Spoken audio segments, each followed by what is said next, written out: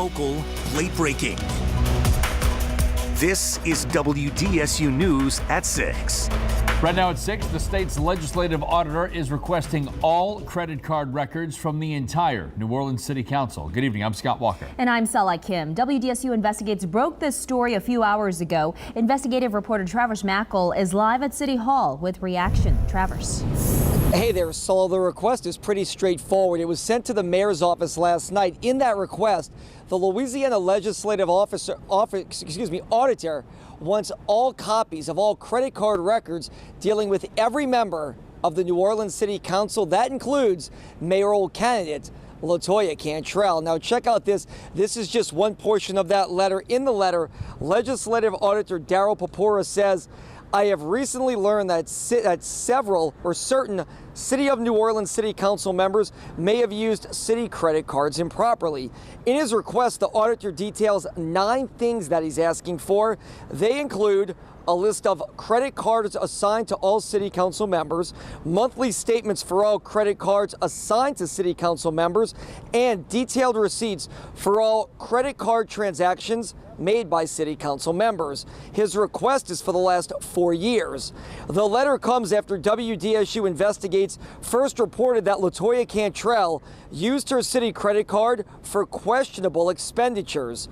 Cantrell repaid the city $9,000, including $4,400 that she paid or repaid right before she qualified for mayor. We caught up with the mayoral candidate just a few minutes ago. I think that him getting accurate data is a step in the right direction. Do you have any problem turning over your records to the legislative auditor? No, I've never had a problem turning over my records to anyone, and so I will continue to do that. The legislative auditor wants all records sent to his office by November 17th. That is one day before Election Day on the 18th. We should point out that when the legislative auditor does wrap up an investigation, it is usually turned over to any investigative body or the State Ethics Board, if need be. For now, we're live at City Hall. I'm Travers Mackle, WDSU News. You're the City Council. We put you in here. And you're supposed to represent us, and you're supposed to protect us against these people that's robbing us every month. Residents voicing their frustrations with the Sewerage and Water Board for overbilling customers. That's just one of a host of issues brought up during a special City Council meeting today. Other issues include the August flood and the supposed efforts to privatize the agency. But the biggest concern was a billing issue which resulted in more than 9,000 customers being overbilled. The Sewerage and Water Board says it was a result of a computer error. More than 4,000 of those bills have been fixed, but 5,800 are still under investigation. We know that this organization failed. There's no doubt about it on multiple levels. There's in billing and what happened on August the 5th in a boil water advisory. There is no doubt there's been failure here. And after the August 5th flood, where the city admitted several pumps failed, an interim team has been running operations at the Sewerage and Water Board. That team's last day is at the end of this month.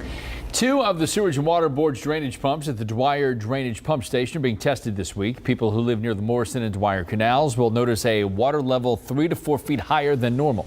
Once the testing is complete, the canal water levels will return to normal.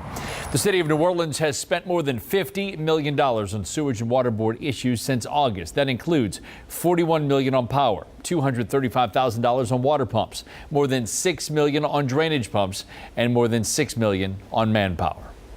3 people were injured after fire erupts at a hotel in Treme. One man says he escaped death by jumping out the window. WDSU reporter Aubrey Killian spoke to that man and joins us live with that story. Aubrey. Hey, Solo, good evening. So yeah, we're live here at the Turk Hotel. This is for guests that are staying for an extended period of time, and fire officials say 27 rooms were filled when this fire did erupt. Now check out this video. A neighbor who lives nearby did provide us this cell phone video. It kind of shows exactly what happened. Now Dylan Whalen says he woke up to a fire alarm late Monday night in his hotel room in the 1900 block of St. Anne. Now all he says that he saw was smoke and he couldn't even breathe. Now from from there. He says he knew the only way out was to jump out of his window. He says his ankles are still very sore from that jump, but he's okay. Now, there are other 3 victims. They're expected to be okay as well. Dylan does describe this entire situation as traumatizing. Take a listen.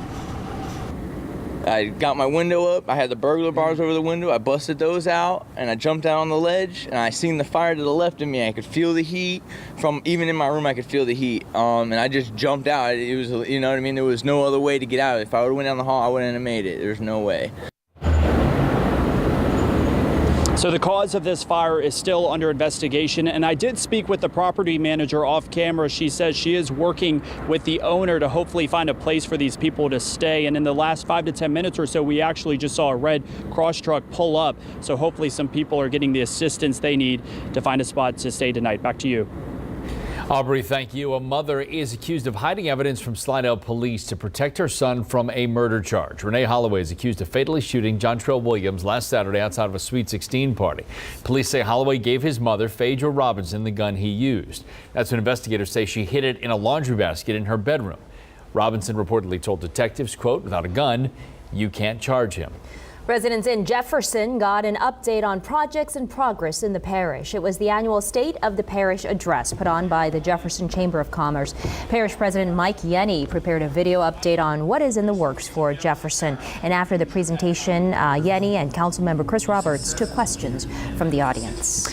Commitment 2017 now, and New Orleans high school students are getting ready to cast their ballots for the first time. And in order to make sure they are making the right choice, they're questioning the mayoral candidates themselves. Both Latoya Cantrell and Desiree Charbonnet participated in a student-led mayoral forum at Abramson. Teachers say it's important to get students involved in politics early. I think especially given today's social and political climate, it's more important than ever that we have socially responsible students that are engaging, their local legislators. And so we try to bring that into our roles as much as we can. Students ask questions on a number of issues, including blighted property, education, and mental health services. Here's another opportunity to hear from both mayoral candidates. Latoya Cantrell and Desiree Charbonnet will participate in a forum Thursday at the Algiers Auditorium. The focus, working families and affordable housing. Time is 6 to 8 p.m. Next at 6, No Shave November. How the Slidell Police Department is putting a twist on the annual challenge. Plus, this man should not have gotten a gun. You know why? Because he was a domestic abuser. New details on the deadly Texas church shooting and how a simple mistake allowed the shooter to get his hands on a gun. We have had 5 mornings with fog, and you know what? We've got one more when the weather will change.